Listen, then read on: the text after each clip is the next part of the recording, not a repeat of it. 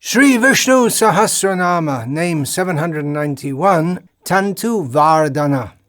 We heard in the last name, Sutantu, which literally means good thread, how the Supreme Personality of Godhead spreads a net for catching everyone, both the good and the bad. Different kind of nets for different kinds of people, different nets for different folks.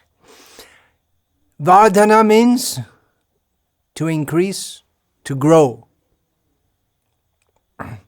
So this name is a continuation of the previous name. He has a very good net, that is Sutantu, and this name means he increases the net, or he increases the entanglement. Sri Parashara Bhatta gives the understanding, Evam papa ruchibi angshubhir eva sangsara tantam santanoti iti Tantu-vardhanah. In this way, by aggravating the taste for sin in those people who are punishable, who have that very strong tendency, who are very envious and demoniac, by aggravating their taste for sin, by impelling them in that way, he, Krishna, strengthens the snare of samsara with very strong and very entangling network. In this regard, Sri Parashara Bhatta quotes from Bhagavad Gita, Tanahang dvashata kruran samsareshu naradhaman kshipyam yajasrama shubhan asurishveva yonishu. Those who are envious and mischievous, who are the lowest among men, I perpetually cast into the ocean of material existence, into various demoniac species of life. Sri Parashara Bhatta also quotes from Sri Vishnu Purana in this regard. Trayimarga samutsargam maya mohena te suraha karitas tanmaya hyasan tatanye tat prachoditaha tairapyanye pare taischa tairapyanye parechate. The enemies of God, those who are not just away from him, but actually consciously opposed to him, are induced to go against the religion of the Vedas, the directions of the Vedas, by the enchanting power of Vishnu. And they in their turn become teachers of the same heresies and perverted others. It's a sampradaya and a parampara of demonism. And these again commuting their principles to others, by whom they were still further disseminated. The Vedas were in a short time deserted by the Daitya race.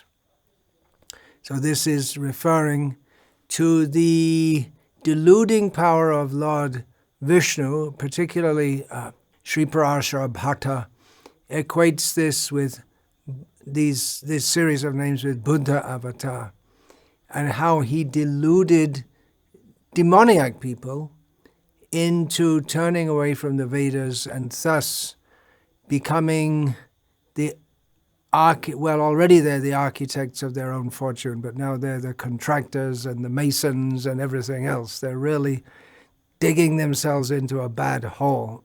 And Mayavad is very similar to Buddhism.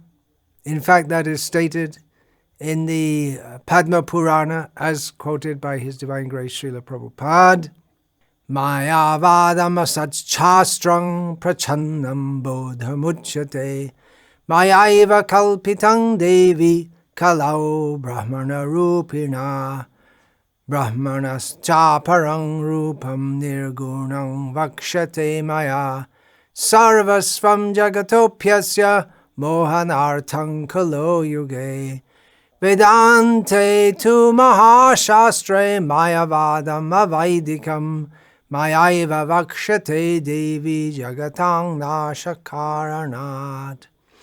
Lord Shiva informed his wife Parvati, as recorded in Padma Purana. He tells her that Mayavad,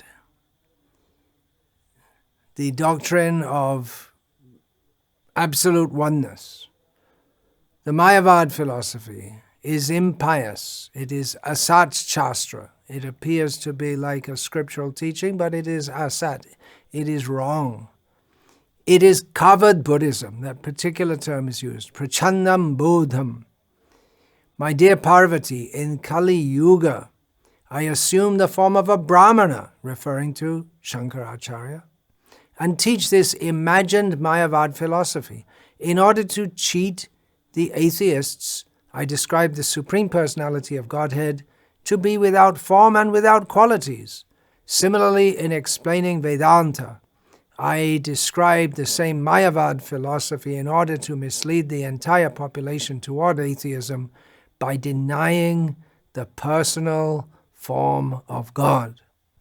Now, Mayavad is very similar to Buddhism. Mayavad denies the personal form of the Supreme Personality of Godhead, and Buddhism doesn't even consider that there is any God to have any form. So in this way, very philosophically, people who are inimical to the Supreme Personality of Godhead are tied in the meshes of Krishna's illusory energy. So one way or the other, we're all tied up by Krishna. We heard in the last verse also, and we'll hear a bit more in this talk, how the demons are tied up by him, how the not so bad but still deluded conditioned souls are tied up by him. They're both tied up by Maya to different degrees. And also how the devotees are tied up by love of Krishna. They're bound to Krishna. So we're all tied up by Krishna. One way or the other, we're all tied up. Better to be tied up by love than by the illusory energy that makes us forget him. This makes Krishna's Damodar Leela all the more astonishing and all the more relishable. I'm speaking just toward the end of Damodar month, which every day we're singing Damodar Ashtakam and meditating on Krishna's astonishing and relishable pastime of being tied up by his mother. I'll just recite one verse of Shukdev Goswami in astonishment and with great relish, stating to Parikshit Maharaj, to whom of course he is reciting the pastimes of Krishna, about how astonishing is the pastime of Mother Yashoda tying up Krishna. Evang sandarshita hyanga harina bhritya vashyata svavashena pi krishnena yasyedam seshvarang vashe.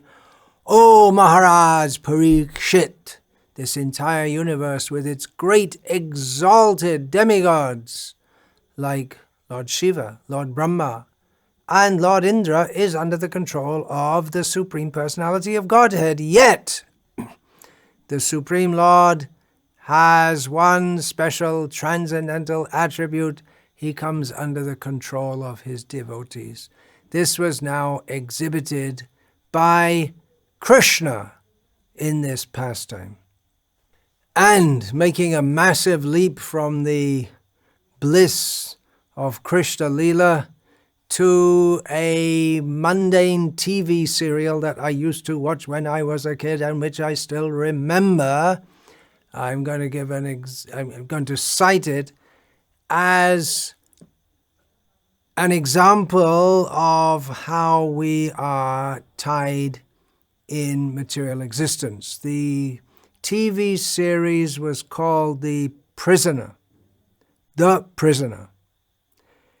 And the famous line in that TV show was said in every episode was, "I am not a number, I am a free man." Because what was going on in the TV show, it's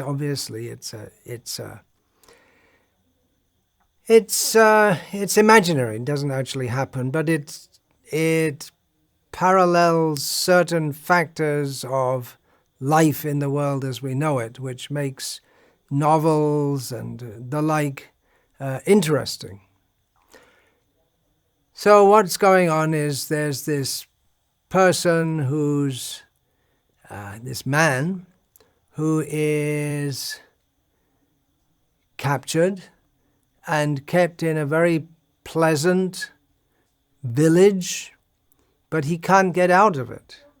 And the authorities who keep him there want to get some information there from him, which he doesn't want to give. It seems he was some secret service agent or something before that. And although it all seems very pleasant and very nice, he realizes that he's among adversaries, people who do not want his actual benefit. And if you try to escape from there, then you get caught by some big, looks like some big bubbles made from bubble gum, which comes and catches you and brings you back. So it's a mixture of what could be possible and the absurd. And one of the features is that everyone there they're called number something, and he's number 6 or something. But when he's addressed as number 6, then he says, "I am not a number, I am a free man." When it's a hope for him. He believes that he's a free man, but actually he's not, because he can't go wherever he likes. And sometimes even in one of the episodes, you say, "I have so much nonsense in my mind," but some of it can be useful, metaphorically, as useful for describing the metaphor of how we're all prisoners, which is what it is. It's a metaphor for life in modern society. And one of the episodes, he thought he had escaped. He thought he'd made it back to London, but then he ends up at the end of the serial back in the village. So it's a metaphor for life in modern society in which there's a semblance of freedom, but actually we're all controlled in so many ways. And even if you think you're free, you are not. And this series presaged the blockbuster movie The Matrix, which I never watched, but I've heard the plot, in which you can either choose to imagine that you are free and happy and everything in this world is real, or you can see the actual reality in which you're not free at all. You're just some blob in a test tube or something like that, and everything that you perceive is just going on in your mind. So, which has a philosophical import, no doubt. But the point is that we think we're free, but we're not. We're very much controlled in this material world. And this idea that even if we think we're free, that we're not, this very much fits with this name Tantu-vardhanah, in as much as the impersonalists think that this material world is not very good. They're right. And they want to get free from it. They want to get free from the illusion of being free in this world and be actually free, but they don't. But even if they become freed, they're not free. They have to go back Ye nye ravindaksha vimuktamaninas tvayasta bhavad avishuddha buddhayaha. Aruhya krichrena parang padang tataf patantyadho nadrita yushmadangraha. Others, ye nye, ye anye means others who are not gross materialists, they undertake great difficulty to become liberated from this material world, and some of them may actually attain it. They become free and they go to the spiritual existence. But they're not really fully free, even though they think they are, because they neglect to worship the lotus feet of Krishna. They have to come back to material existence. So it's like that. You may think, just like in the Prisoner TV series. This is from the 1970s, early 1970s, first half of the 1970s. You could probably, I don't know if they still have records. It might be out there on YouTube or something somewhere. I haven't looked. So even in one of the serials of the Prisoner TV show, it seemed that he had escaped and made it back to London. But even in London, the massive bubble of bubblegum came and brought him back to where he is again, number 6 or whatever it is, and he can't go. Even though it's a very pleasant village, it seems to be. Everyone's very nice. Oh, I remember something else from that TV series. I'm just going, very, very philosophical actually in some ways, but they should have read Prabhupada's books to get the answer. I did shortly after that. So what's going on? I believe it was the end of one of the episodes. That's the word, not serial. Toward the end of the episode, number 6 or whatever he is brought into a room which all the walls are lined with computer. It's one massive supercomputer. And he's told that you type in any question and you'll get the answer. In those days, computers, they generated ticker tape. It's so ancient. People in the modern age don't even probably know what ticker tape is. Old fossils like myself might remember. So anyway, the man who's the protagonist of the show or what, he goes and types something in, and then the computer starts to make noises, and then little puffs of smoke come out of it, and it makes more and more noise, and then there's a explosion, and then the whole thing just shuts down.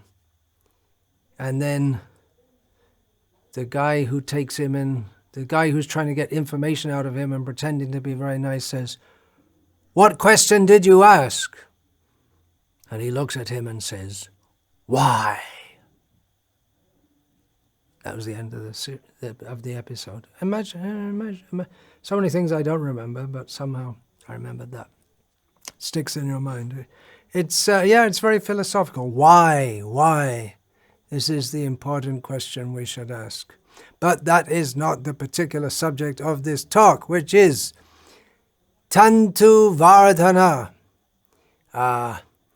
We discussed a little bit about the impersonalists and the voidists, who they are caught in the meshes of Krishna's net of Maya, and for the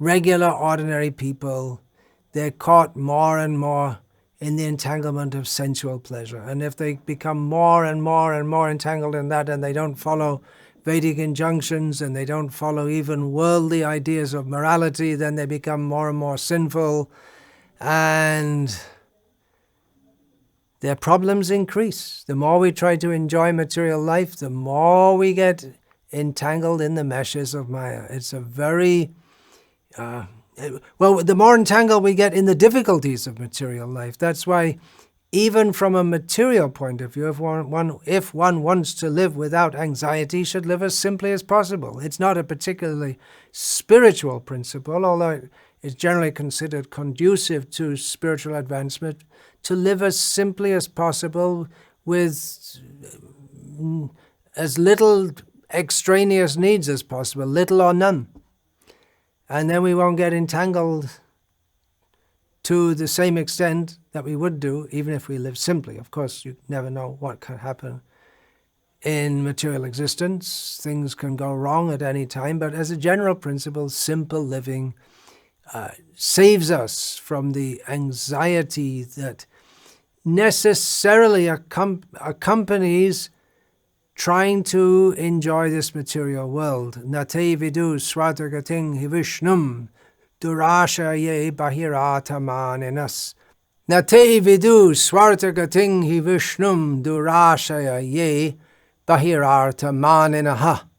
Andhayatandhair upaniyamanas te pishatantriam urudam nibadhaha. Did you hear that? Tantriam comes in this verse. I'll say one of the translations Srila Prabhupada gives for this verse. In his word-for-word synonyms for this verse, which appears in the teachings of Prahlad Maharaj in the 7th canto, Srila Prabhupada describes Isha Tantriam as to the ropes or the laws of material nature.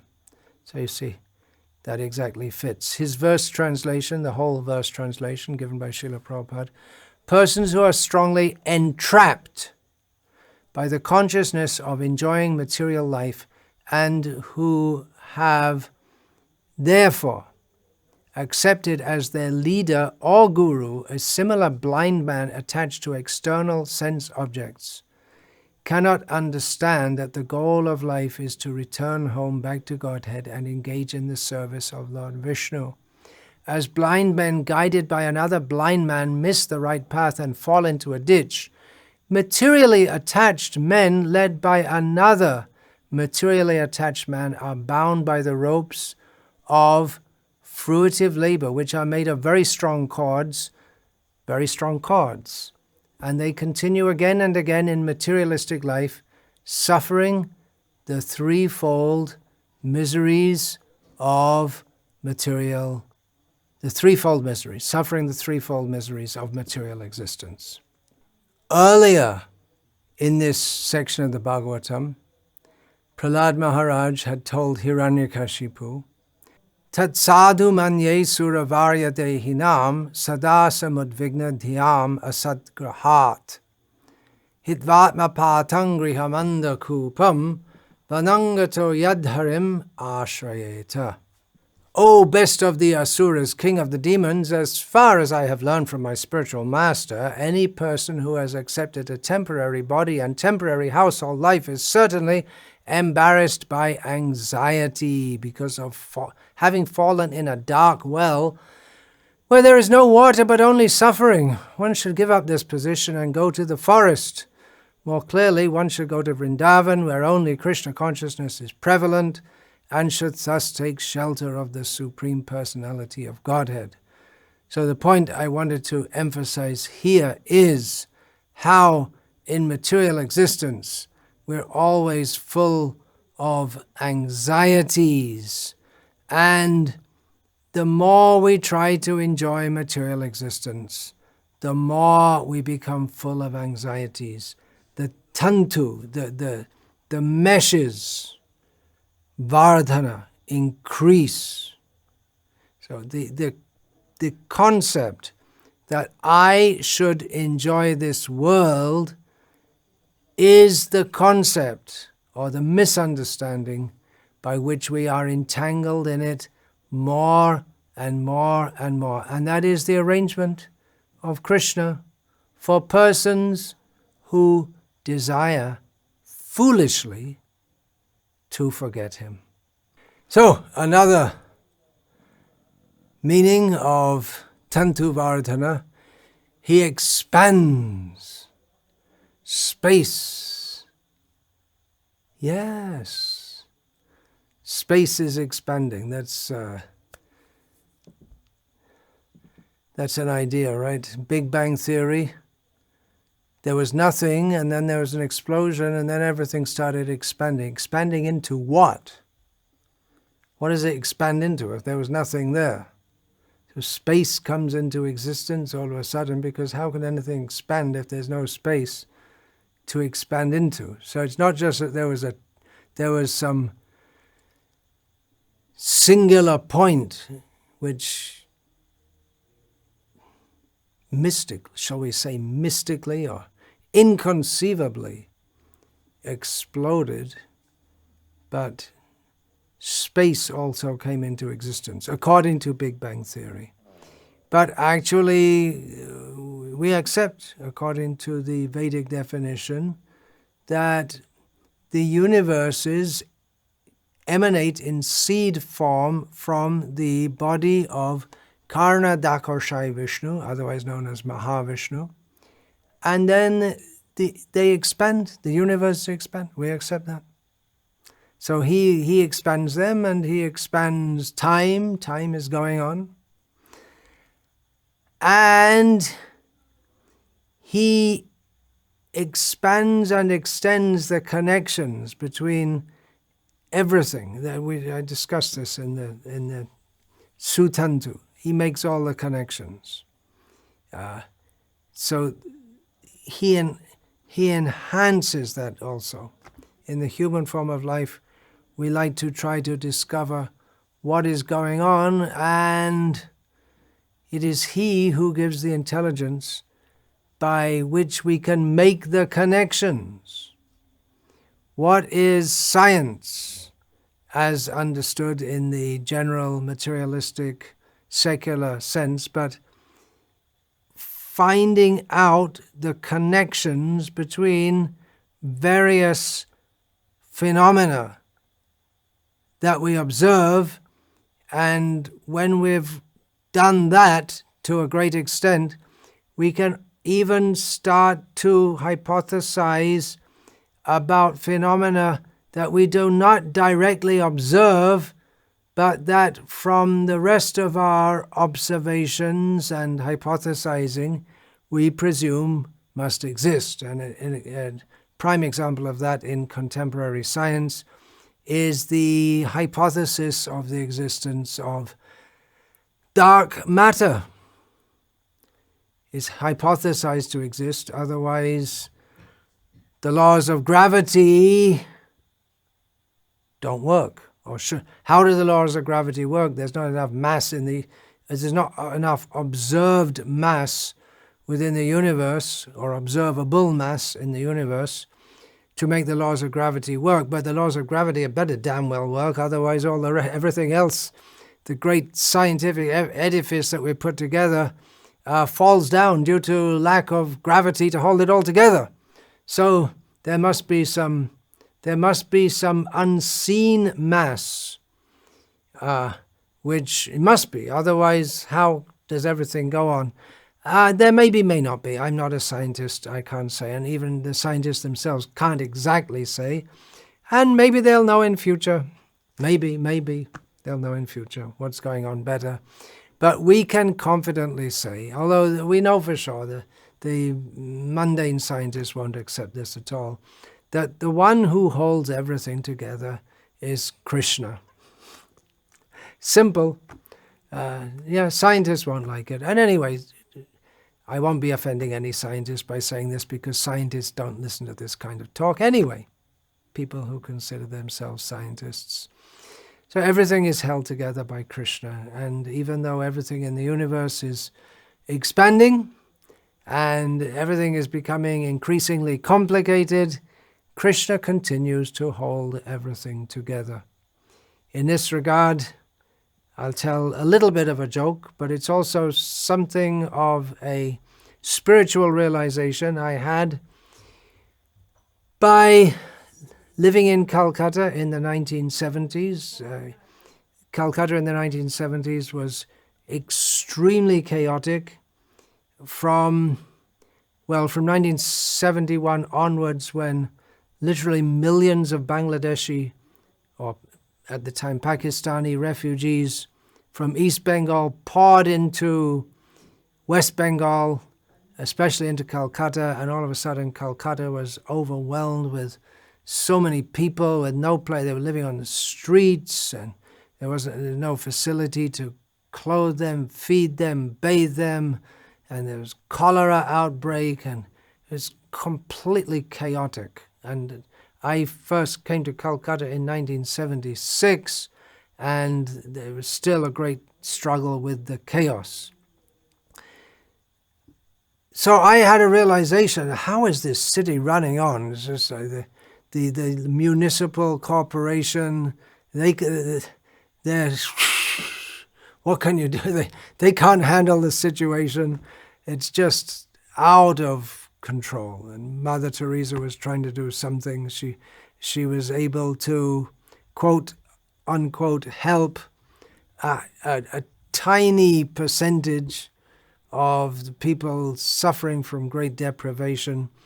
I was wondering, how can it all go on day by day?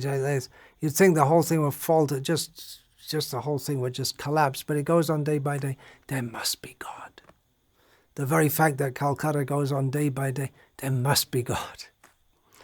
With no disrespect to the city of Calcutta. I know Bengalis, especially in West Bengal, they're very proud of Calcutta, and people in Dhaka, they're kind of the capital of Bangladesh, are a bit envious of Calcutta.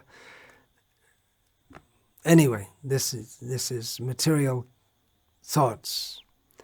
Calcutta is great. Dhaka is great.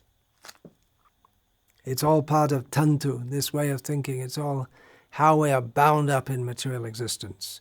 To continue with discussion of Tantu-vardhanah in a more pleasing way, we can say, although everything about the Supreme Personality of Godhead is pleasing, Sri Baladev Vidyabhushan, in the previous name, he said that Sutantu means his auspicious qualities and activities attract the minds of people who are inclined to be his devotees.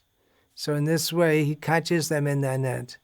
And then Tantu-vardhanah, Baladev Vidyabhushan describes, means that he increases the snares of attraction. In other words, he increases the attraction that others feel toward him by taking different avatars, which are all very attractive. So that's a very, very, very beautiful understanding of the name Tantu-vardhanah. So in this way, he increases the meshes of both the demons and the devotees. So choose what trap we want to be in. We cannot be entirely free. That is possible only for the Supreme Personality of Godhead, and that only ontologically and in theory, because in practice, as he says himself, Aham bhakta paradino nahi asvatantra iva dvija. He himself says, I am not independent. I am dependent. I am under the control of my devotees, he himself says. So he is by nature, by his constitution, independent, but he agrees to come under the control of his devotees, as with Yashoda. That's a philosophical understanding, but actually it's not that he agrees, but he is bound, he himself is bound with love. Then, Shankaracharya's discussion of the name Tantu-vardhanah, he protects the world that he expanded from himself. So he augments the expansion of himself into this world by protecting it. And then another idea given by Shankaracharya, which is another interpretation of the word vardhana, just the opposite. It's not taken as that he increases, but rather that he cuts down. This is by Sanskrit understanding, that he withdraws this world at the time of the dissolution. So that's a completely different understanding given by Shankara. And then again, the example of the spider's web. This again is given, that the spider just creates and develops the world from his own body. So Vishnu brings out the universe from his body and again brings it back at the time of dissolution. So here the emphasis is on the dissolution. Then another different meaning altogether is that he expanded the family in which he appeared through his offspring, beginning with Pradyumna. Krishna had 10 sons and 1 daughter by every one of his 16,108 queens. So he expanded the family of Vasudeva through his sons, and then his daughters expanded the families of others. And this can be taken further by stating or extrapolating, expanding on this idea, vardhana, expanding,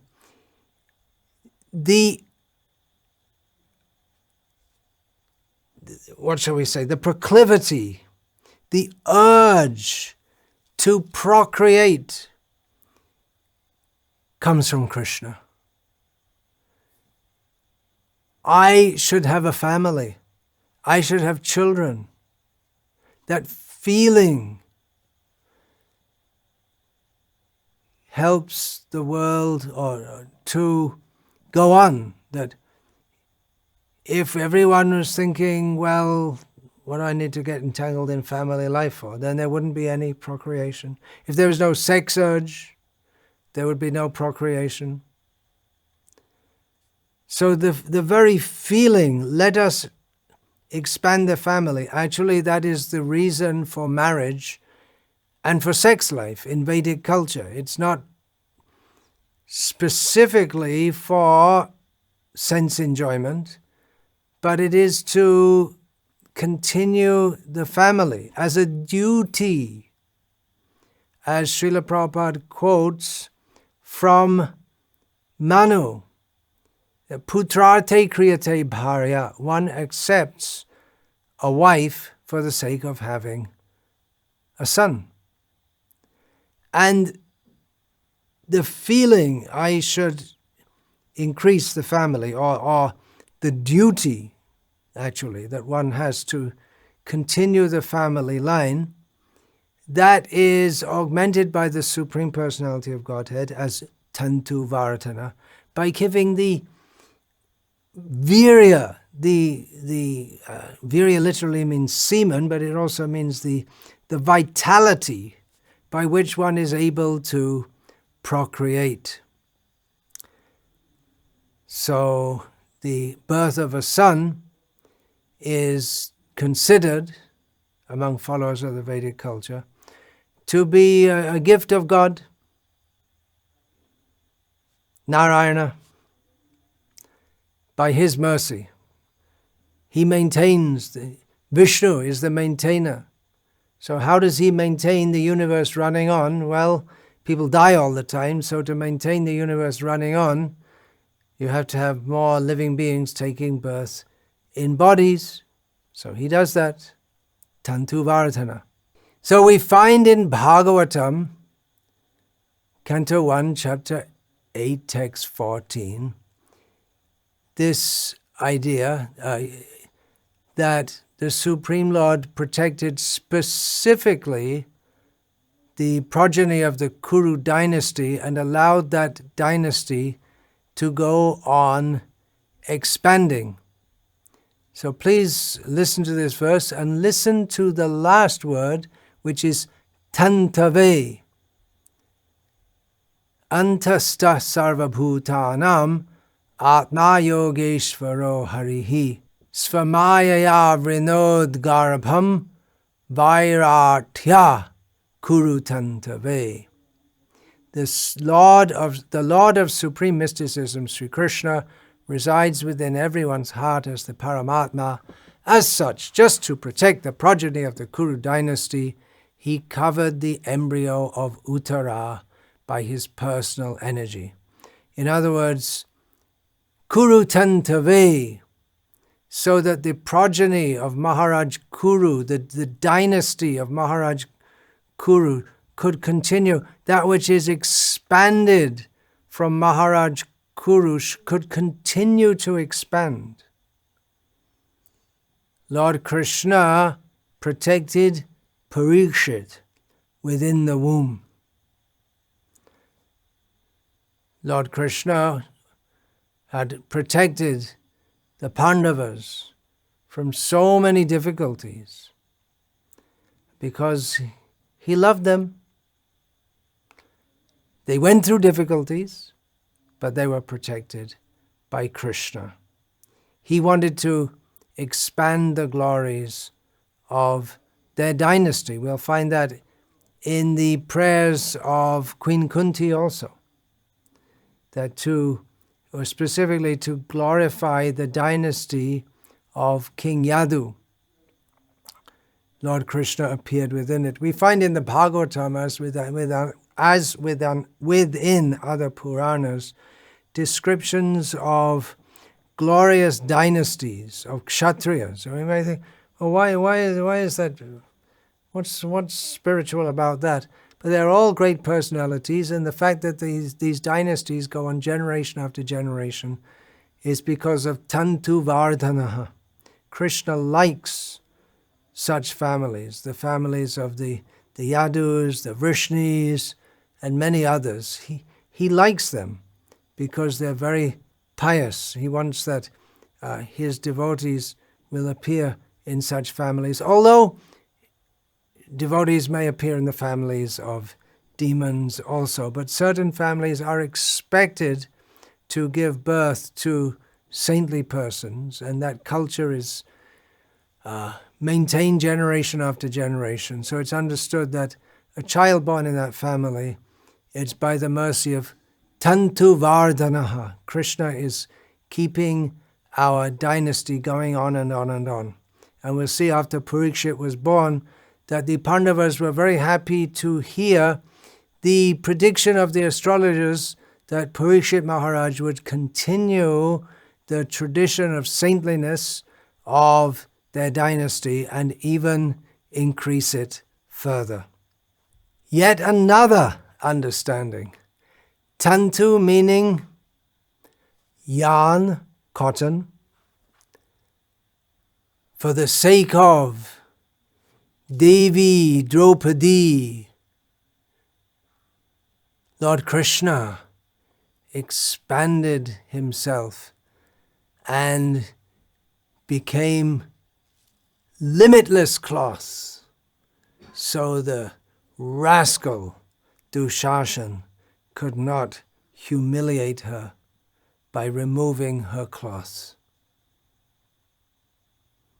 With that, we will end this discussion and pray for the mercy of Tantu-vardhanah, the Supreme Personality of Godhead, and pray for the mercy of all the Vaishnavas.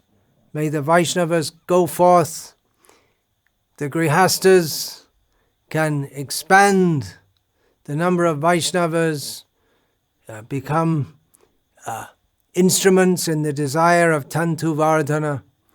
May they do so by having many children and raising them in Krishna consciousness. May all the devotees expand the generations of Vaishnavas by preaching and bringing more and more people into Krishna consciousness by the mercy of He who is known among many other names as Tantu-vardhanah. Vancha kalpatarubhyascha kripa sindhubhya evacha patitanam pavanebhyo vaishnavebhyo namo namaha.